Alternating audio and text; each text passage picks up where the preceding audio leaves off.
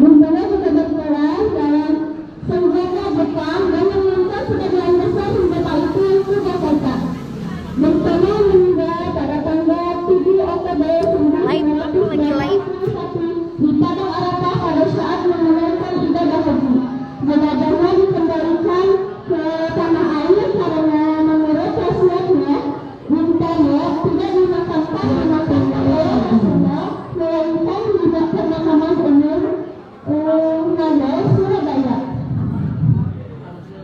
Mungkin hanya itu yang bisa kami sampaikan. Mohon maaf bila ada salah kata atau salah bicara atau salah kurang kami yang kurang baik. Wabillahi taufiq wal hidayah. Wassalamualaikum warahmatullahi wabarakatuh. Waalaikumsalam. Berikan tepuk tangan yang meriah untuk Bapak Sulijo. Oke, berikutnya kita lanjut ke kelas kedua.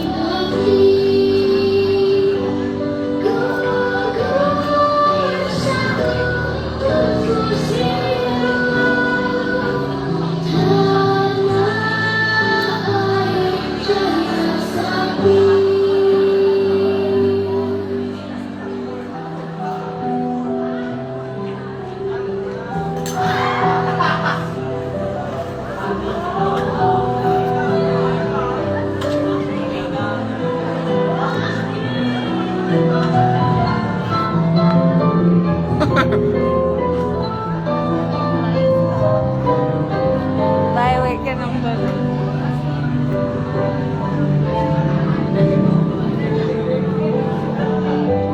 dan bener tadi di live aja.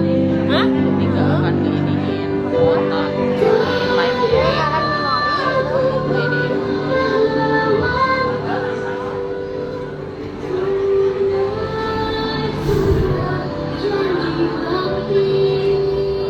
Assalamualaikum warahmatullahi wabarakatuh.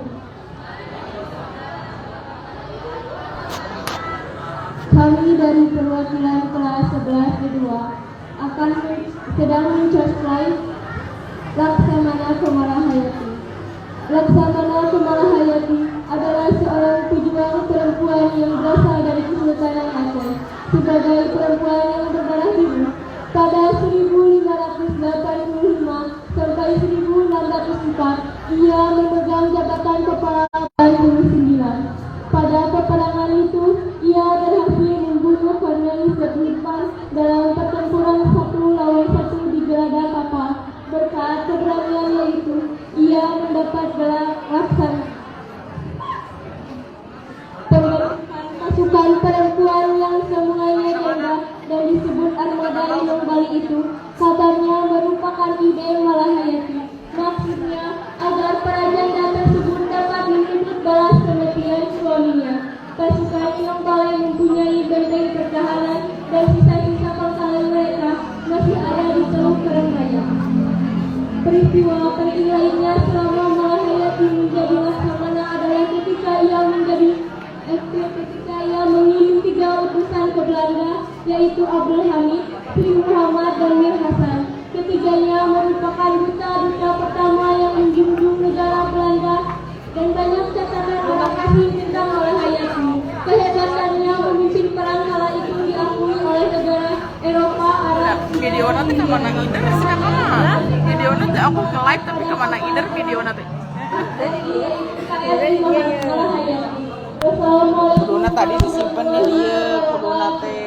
Berikan tepuk tangan yang meriah untuk Kita live aja, taruh di satu tempat. Jadi manis. Simpen. Itu tadi ya bang. terakhir di kelas 11 D1 Saiful dan Firman.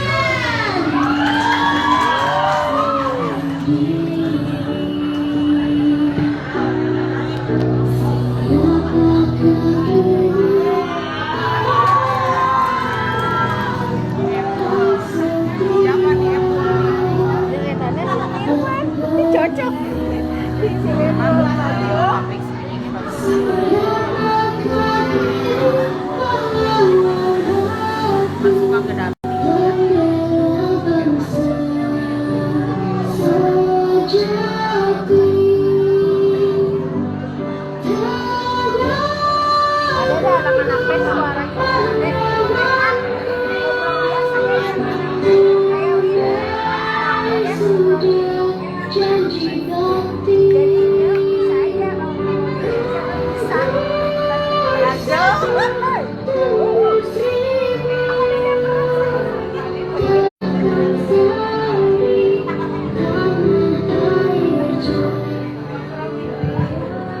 Assalamualaikum warahmatullahi wabarakatuh. Waalaikumsalam warahmatullahi wabarakatuh. Perkenalkan, kami dari kelas 11 D1, saya Firmansyah sebagai narator, dan saya di sini bersama Saiful Jamal sebagai Jenderal Sudirman. Dan ya, apakah kalian sudah tahu siapakah itu Jenderal Sudirman? Ya, mungkin beberapa dari kalian ada yang sudah tahu juga, ada yang tidak tahu juga. Maka dari itu, saya mohon di sini untuk kalian menyimak apa yang akan saya sampaikan ini, agar kalian yang tidak tahu bisa menjadi tahu, dan kalian yang sudah tahu bisa kembali ingat dan tidak lupa lagi. Dan yang tanpa basa-basi lagi, langsung saja saya mulai di sini.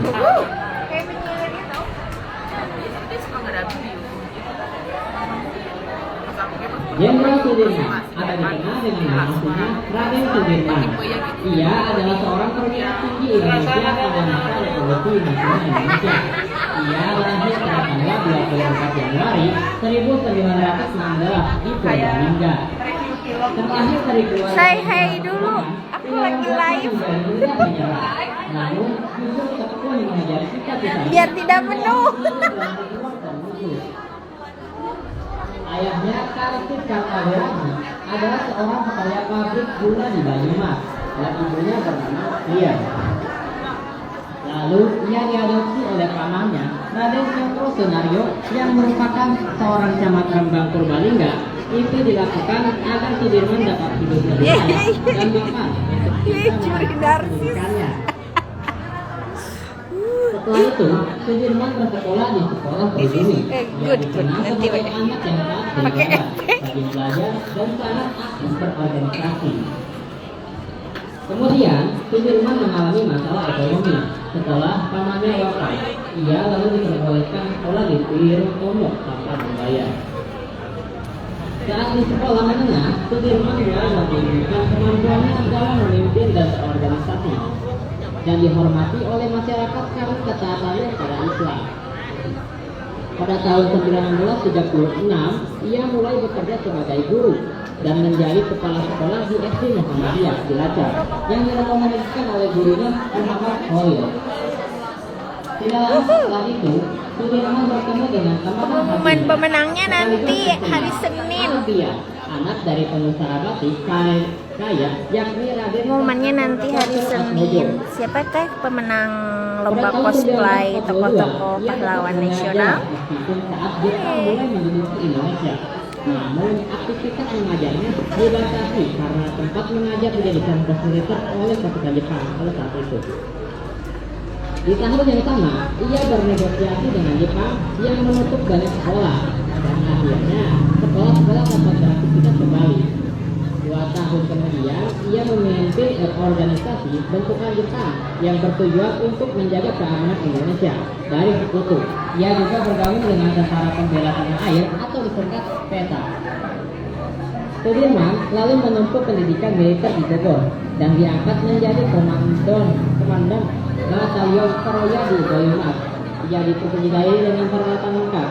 Kemudian Sudirman melakukan pemberontakan bersama rekannya sesama prajurit terhadap Jepang sehingga kemudian diakhirkan.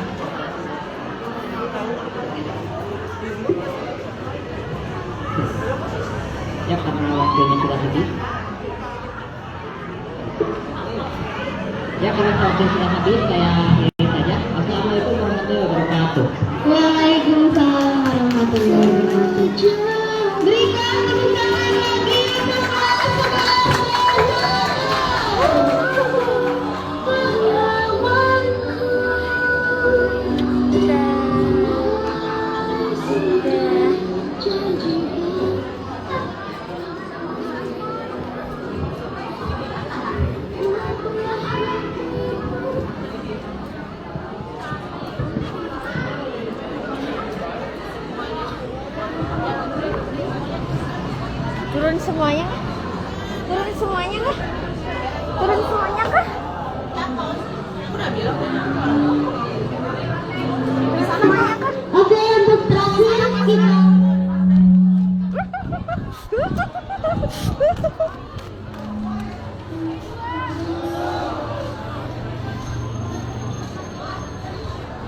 Mana musik.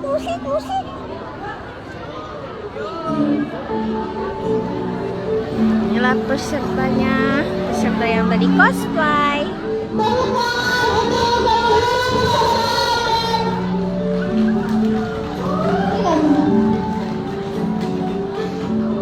Untuk para peserta dipersilakan turun ke lapangan.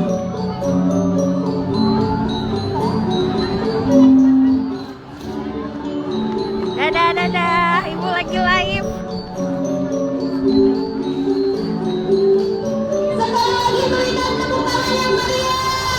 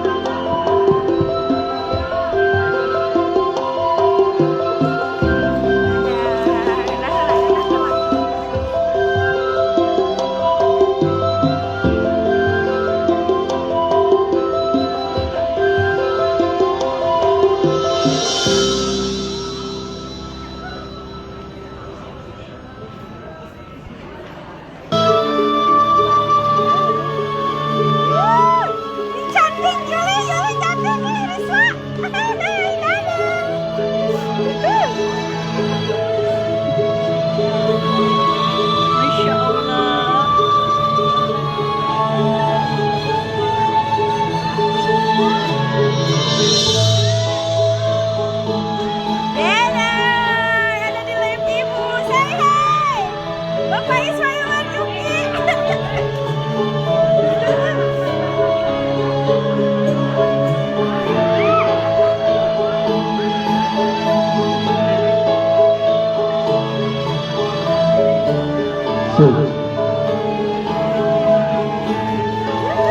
Cepat, Garuda. Aduh.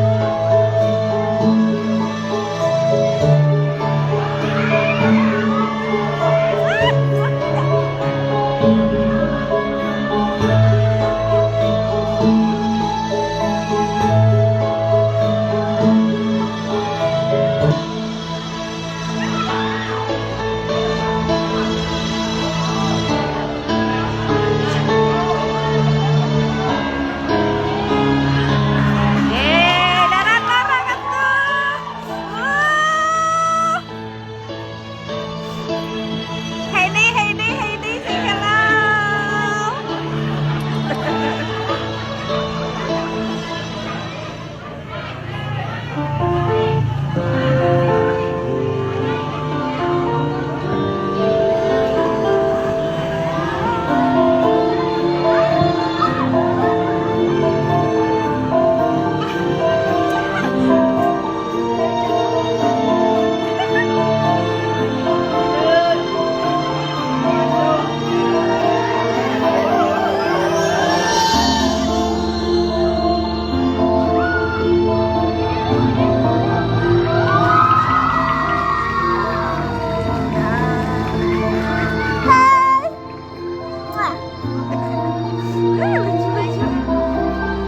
Gemes, gemes.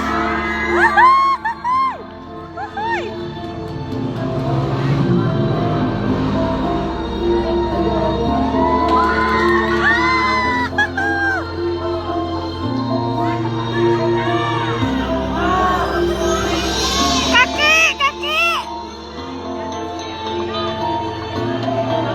Dadah heula, dadah heula.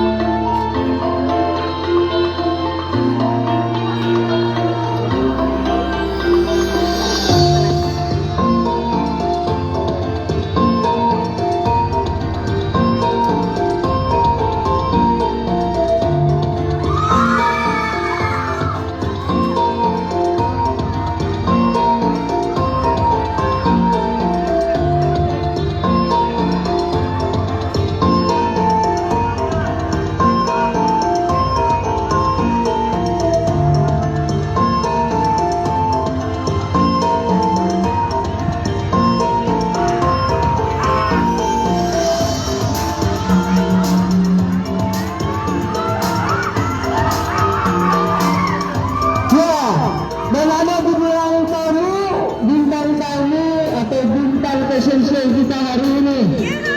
Yaitu Siapa, Pak? Pak Riki.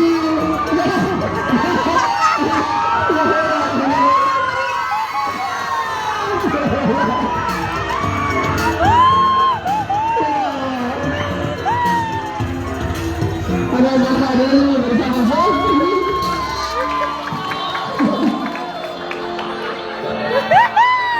Aduh, Neng, gini juga, Neng.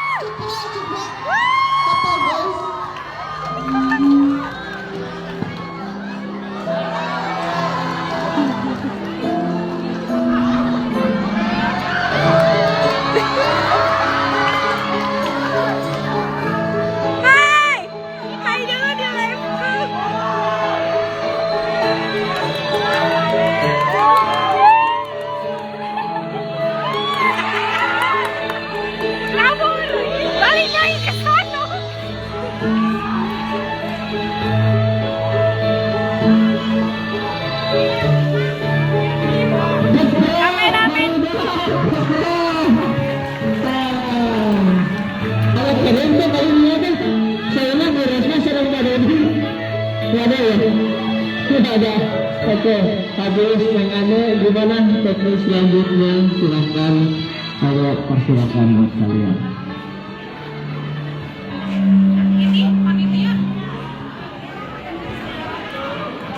Bagaimana rasanya jadi kameramen? Mana sih Bu? Mantap. Mantap, hari ini sudah selesai ya tugasnya. Ini dokumentasi. Alhamdulillah acara perantau selesai. Hatur nuhun ka Bapak Ibu guru perantau. Sareng hatur nuhun ka perwakilan kelas masing-masing perantau ngirimkeun memeriahkan acara, mengapresiasi iya. Semoga kedepannya acara seperti ini bisa lebih seru, bisa lebih mengapresiasi untuk kita semua. Oke, mungkin sekian dari panitia. Mohon maaf bila ada kesalahan, karena kesempurnaan itu hanya milik Tuhan. Mungkin untuk sekarang kita istirahat dulu sampai 10:30. Untuk absen berlaku nanti pulang di absen.